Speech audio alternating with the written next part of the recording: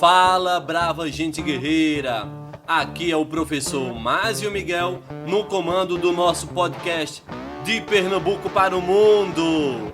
Nessa primeira temporada, intitulada De Quantas Revoltas é Feito um Pernambucano, vamos conhecer um pouco de nossa história. E o tema de hoje é... Guerra dos Mascates. Pessoal, o jogo político e econômico entre os senhores de engenho de Olinda e os comerciantes portugueses do Recife foi a matéria-prima principal dessa guerra, que ficou conhecida como Guerra dos Mascates. Para começarmos essa história, vamos pontuar a vinda de portugueses para a colônia. Dessa maneira, dois fatos provocaram a imigração de portugueses para o Brasil no século XVII. O fim da União Ibérica, que é de 1640, e a expulsão dos holandeses de 1654. Muitos comerciantes portugueses vieram em busca de riquezas, estabeleceram-se no Recife, que mantinha um porto e um comércio muito fervoroso, e tomaram conta da prosperidade da capitania.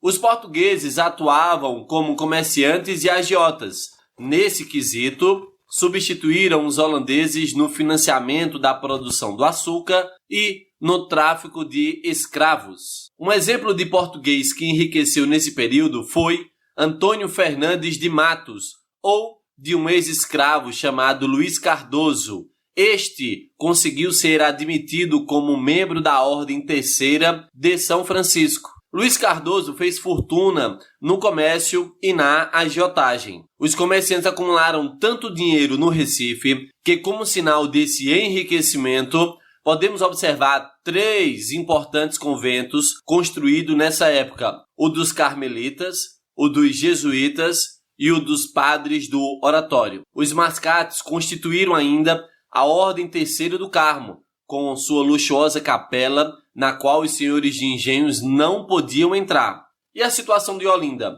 Já pensaram como ela ficou após a expulsão dos holandeses? Pois então, Olinda detinha um controle da Câmara Municipal, órgão controlado pelos senhores de engenho. No caso, a força política dos grandes proprietários de terra mantinha seus privilégios mesmo que financeiramente arruinados.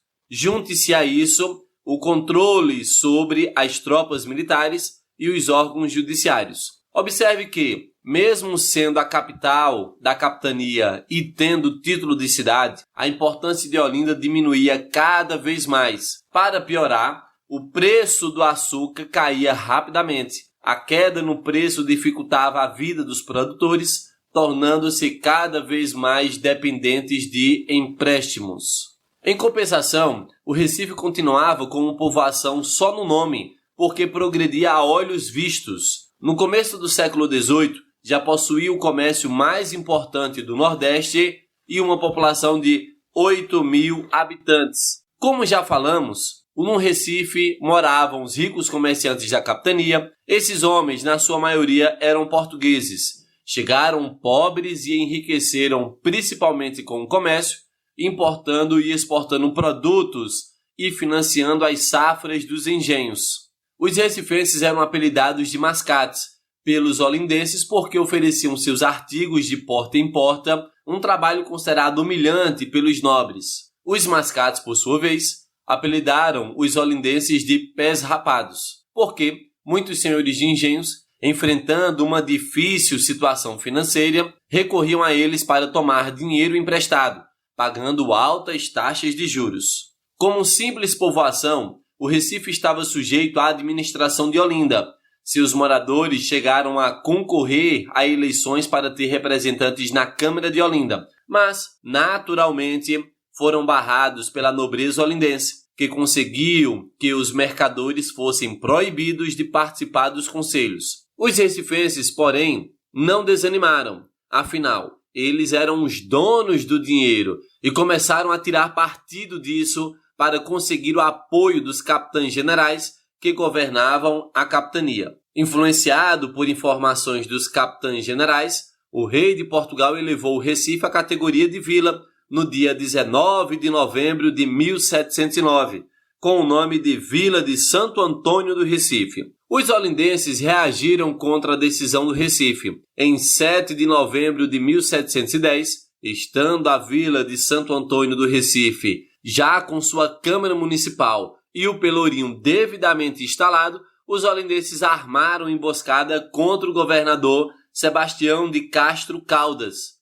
Ferindo em uma de suas pernas, o governador fugiu para a Bahia. Seguiu-se uma série de acontecimentos, inclusive a demolição do Pelourinho, que era o símbolo do poder municipal. No dia 15 de novembro, o cargo de governador foi assumido pelo bispo da Diocese de Olinda e Recife, Dom Manuel Álvares da Costa, que deveria atender às várias condições impostas pela nobreza de Olinda. Assim, os olindenses chegaram a dar as ordens, alimentando ainda mais seu orgulho de senhores da capitania. Sem um representante do rei de Portugal para conduzir os destinos da capitania, formaram-se milícias, que são corporações sujeitas à organização e disciplina militares, em várias localidades que marcharam sobre o Recife, cercando a nova vila e pondo em pânico os seus habitantes. A reação dos comerciantes não demorou. Articularam-se e conseguiram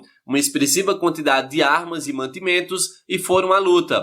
Os recifenses queriam a todo custo a sua autonomia e reiniciaram a luta em 18 de junho de 1711. O bispo Manuel da Costa foi preso no mesmo dia, mas terminou fugindo e organizou um cerco militar ao Recife, mantendo sua fidelidade a Olinda.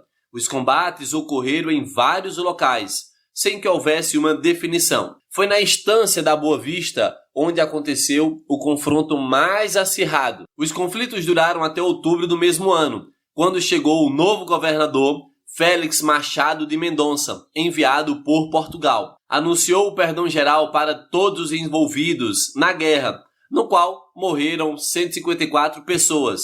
Tomando partido dos mascates, o novo governador fez cumprir o documento real que elevava o Recife à vila. O novo governador, Félix Machado de Mendonça, sofreu um atentado, do qual escapou e lhe deu motivos para instalar um tribunal em outubro de 1711, com 3 juízes vindos de Portugal. O alvo era punir os líderes do movimento, sobretudo os que haviam defendido a ideia de se libertar de Portugal. Os réus condenados tiveram seus bens confiscados, foram enviados a Portugal para ser julgados pelo Tribunal da Inconfidência. Eram acusados de desobedecer ao rei, portanto, infiéis e perigosos para os planos dos colonizadores. O rigor das punições servia de exemplo para quem pensasse em desafiar o governo português. Assim, em 18 de novembro de 1711, a vila de Santo Antônio do Recife estava devidamente instalada, com o funcionamento de sua Câmara Municipal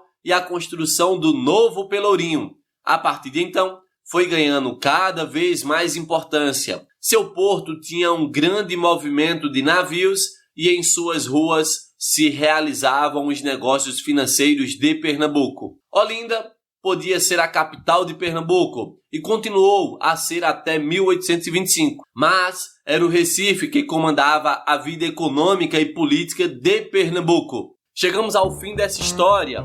Agradeço a audiência e o aguardo no próximo episódio para juntos conhecermos mais uma revolta pernambucana. Quer saber mais sobre a história de Pernambuco? Me siga no Instagram, @professor Másio Miguel. No mais, compartilhe o episódio com teus amigos, vizinhos e familiares. E até a próxima!